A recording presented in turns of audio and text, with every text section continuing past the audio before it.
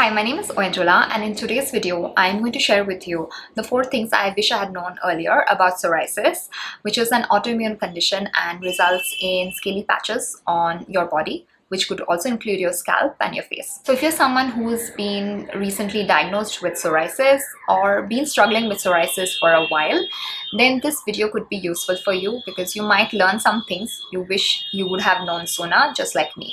And if you are receiving value from this video, please give this video a thumbs up so that I know that you would like to see more of such videos, and I will continue making such videos on this topic.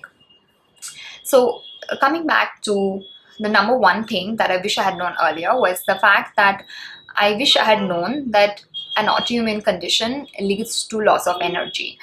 And most of my life, I always felt tired and exhausted, and I would always feel like I want to sleep more, but I would not feel energized after no matter how much I would sleep.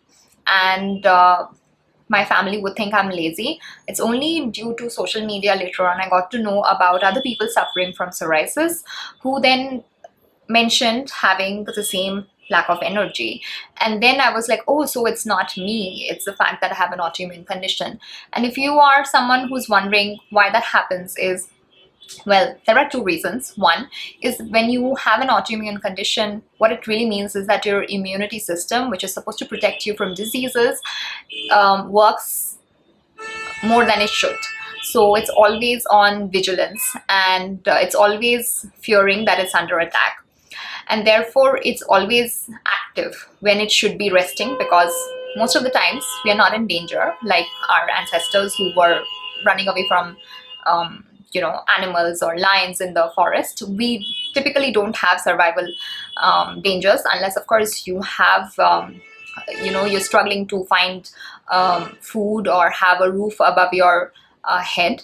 Apart from that, we as human beings, modern day human beings, we don't have scarcity as such. What we have is a perceived scarcity. We assume the simplest of things to be a danger, and that is when your immunity system goes on overdrive and it attacks your completely healthy body. And that is why it's called an autoimmune disease. So your immune system is always working even when it doesn't need to, and that's how you have psoriasis or any other autoimmune condition. Now that is one. And number 2, the reason why you have an overactive immune system is because you're someone who's constantly afraid. Fear is a pretty prevalent feeling that you have. Things that you shouldn't be afraid of, you are, and I can testify to that because I'm the kind of person who even the smallest of inconveniences or smallest of things made me feel scared, such as, let's say, I keep citing this example of me crossing the road and someone not following the rules and cutting through the traffic. I feel like I'm going to get run over or hit, either get injured fatally or injured in some way that would debilitate me. So my mind goes that far for something that simple, and there is no evidence to show that I have been hurt by such an accident or road accident before. Yes, there are road accidents, but in all these years of me crossing the road, nothing has happened to me. So why do I always imagine the worst? So this is an example of having fear when there is really no concrete proof of why I should be fearful. Right? So these are the 2 things. So immune system is always perceiving danger and therefore being overactive, and then you are constantly under fear, which really works together. So what was I saying? Yeah, why you're always feeling low on energy. This is the reason why. But yeah, that's something you should know in order to feel not guilty and be critical of yourself and think that you're lazy. It's something that someone with an autoimmune condition has. In fact, now that I know more about illnesses in general and how they're caused, it's because of you constantly worrying about something, like holding on to some negative emotion, which can take a toll on your body. So any illness is really caused by that, and if you are not healthy, thanks to whichever illness you may have, you're going to potentially have a loss of energy. So it's just unfortunate that for a chronic disease like psoriasis, where it's like if you have fever or cold, you rest for some days, and people allow that and people are accepting of that. With psoriasis, since people do not know that it can affect your energy levels, people assume that you're lazy.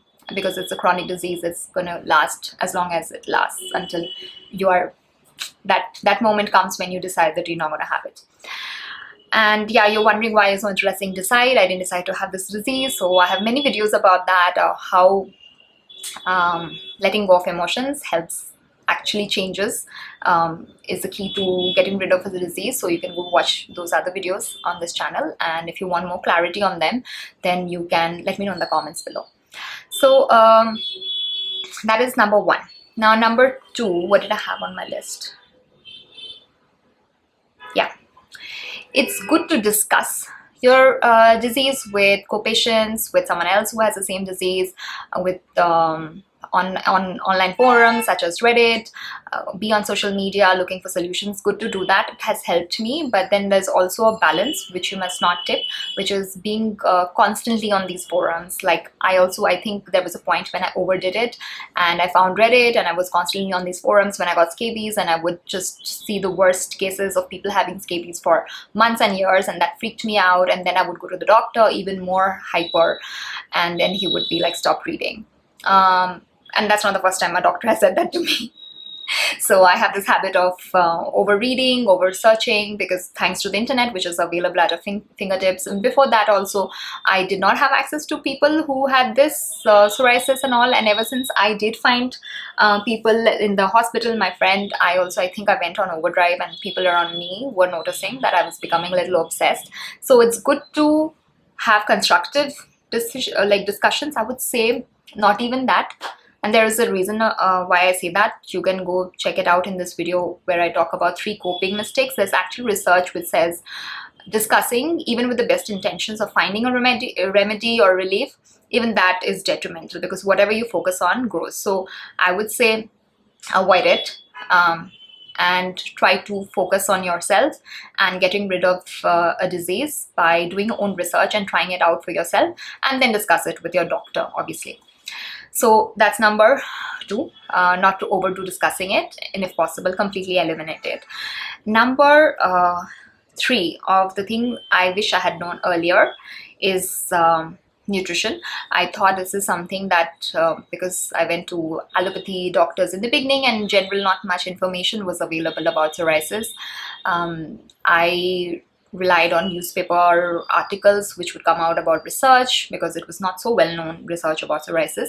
But in general, I did not have information saying that nutrition helps, eliminating certain things helps in managing psoriasis. I knew fish was good because that was the common knowledge and research that came out, that fish is very good for psoriasis because it keeps your body moisturized and reduces dryness.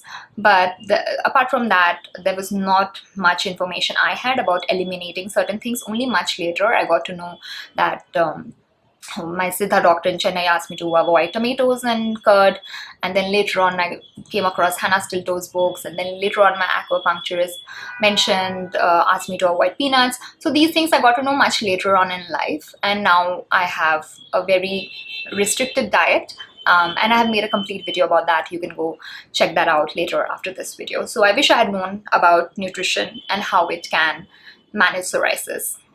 And the 4th thing, which I mention in all my videos, is the importance of letting go of negative emotions. So just like your nutrition takes care of your physical detox, your letting go of emotions take care of your spiritual, I would say mental, like people don't understand, and I would totally understand why when I say bring in spirituality in psoriasis, but okay, let's call it mental detox. So mental detox is very important. In fact, if you can take care of your mental detox, I personally feel like your nutritional detox will just follow suit. So mental detox means that you are not trapping in all the negative emotions, sitting with them, letting go of them, basically processing them, and then taking it out and not letting it get trapped in some part of your body, because emotions do get trapped in some part of your body. and then they cause diseases. That's literally how diseases are caused. So there are many books which I have read. I have been like, I'm grateful that I came across all this quite a while ago, but you know, why work on emotions and sitting with your emotions when you can just pop some pills, or you can do other things to manage your psoriasis, because sitting with your emotions is a very difficult thing to do, at least for me. So that's why I kept pushing, procrastinating and putting it off until there was no way.